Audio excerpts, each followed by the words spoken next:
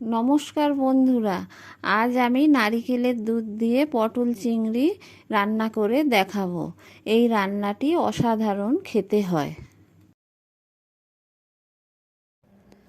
চিংড়ি মাছ দিয়ে আলু পটলের ঝোল রান্না করার জন্য আমি বড় সাইজের 200 গ্রাম চিংড়ি মাছ নিয়ে ভালো করে খোসা ছাড়িয়ে বেছে ধুয়ে নিয়েছি। নিয়ে লবণ হলুদ মাখিয়ে নিয়েছি। আর পটল কেটে নিয়েছি।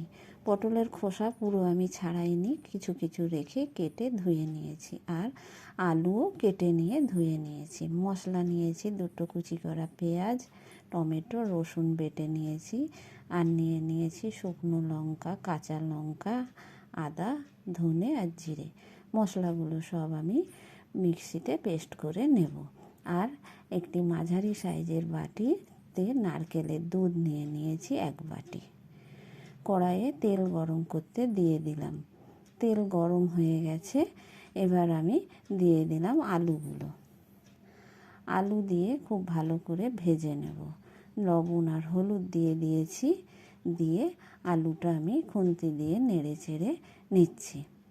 নিয়ে খুব ভালো করে আলুটা আমি লাল লাল করে ভেজে তুলে নেব। আলু ভাজা হয়ে গেছে। এবার আমি নামিয়ে নেব। এই দেখুন, এরকম লাল লাল করে আলুগুলো ভেজে নিতে হবে। ওই তেলের মধ্যেই দিয়ে দিলাম কেটে রাখা পটল, দিয়ে দিলাম লবণ আর হলুদ। দিয়ে পটলটাও আমি খুব ভালো করে ভেজে নেব। খুন্তি দিয়ে খুব ভালো করে নেড়ে চেড়ে নিয়ে লাল লাল করে ভেজে নিয়েছি। ওই তেলের মধ্যেই দিয়ে দিলাম চিংড়ি মাছ। চিংড়ি মাছটা আমি হালকা করে ভেজে নেব। চিংড়ি মাছ খুব বেশি ভাজলে ছিবড়া হয়ে যায়, সেদ্ধ হতে চায় না, আর ভালোও লাগে না খেতে।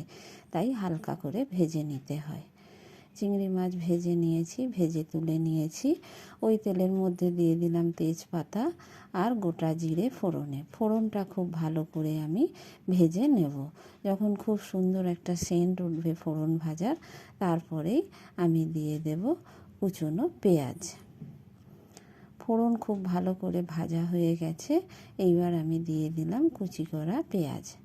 পেঁয়াজটা দিয়ে খুব ভালো করে আমি প্রথমে পেঁয়াজটা ভেজে নেব। পেঁয়াজটা হালকা ব্রাউন কালার হয়ে যাবে যখন, তারপরে দিয়ে দেব রসুন বাটাটা। রসুন বাটা দিয়ে দিয়েছি। রসুন বাটাটাও আমি খুব ভালো করে কষিয়ে নেব পেঁয়াজের সাথে, যাতে কাঁচা গন্ধটা না বেরোয়। খুব ভালো করে কষানো হয়ে গেছে। এবার দিয়ে দিলাম পেস্ট করা মশলা আর হলুদ, আর দিয়ে দিচ্ছি 1 চামচ মতো কাশ্মীরি লঙ্কার গুঁড়ো। দিয়ে মশলাটা খুব ভালো করে আমি কষাবো। দিয়ে দিলাম কেটে রাখা টমেটোটা। দিয়ে দিলাম লবণ, যাতে টমেটোটা খুব তাড়াতাড়ি নরম হয়ে যায়। এবার দিয়ে দিচ্ছি একটু জল। দিয়ে মশলাটা আবারও ভালো করে আমি কষাতে থাকবো। খুন্তি দিয়ে নেড়ে চেড়ে খুব ভালো করে আমি কষিয়ে নেব মশলাটা থেকে যখন তেল ছেড়ে আসবে, তারপরে আমি দিয়ে দেব ভেজে রাখা সব সবজি। আলু, পটল, চিংড়ি মাছও দিয়ে দিয়েছি। দিয়ে আমি মশলার সাথে খুব ভালো করে সবজিগুলো কষিয়ে নিচ্ছি। খুব ভালো করে মশলার সাথে সবজিটা কষাতে হবে, না হলে তরকারি খেতে ভালো হবে না। ভালো করে কষিয়ে নিয়েছি। দিয়ে দিলাম নারিকেলের দুধটা। দিয়ে একটু সাদা জলও আমি দিয়ে দিয়েছি তার সাথে। দিয়ে ভালো করে খুন্তি দিয়ে আমি নেড়ে চেড়ে নিচ্ছি। নিয়ে এবার আমি ঢেকে দেব কিছুক্ষণের জন্য। খুব ভালো করে নেড়ে চেড়ে নিলাম, যাতে মশলাটা জলের সাথে মিশে যায়। ঝোল ফুটছে। এবার আমি ঢেকে দিলাম কিছুক্ষণের জন্য। ঢাকা খুলে নিয়েছি। নিয়ে দিয়ে দিয়েছি লবণ দিয়ে আবারও আমি ভালো করে নেড়ে চেড়ে নিচ্ছি।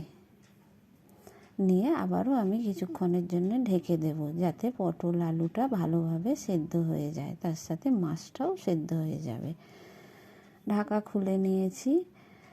ঝোল প্রায় হয়েই গেছে। আলু পটল ভালোভাবে সেদ্ধ হয়ে গেছে, মাছটাও খুব ভালোভাবে সেদ্ধ হয়ে গেছে। মাছ যত ফুটবে ঝোলের স্বাদ তত বেশি হবে।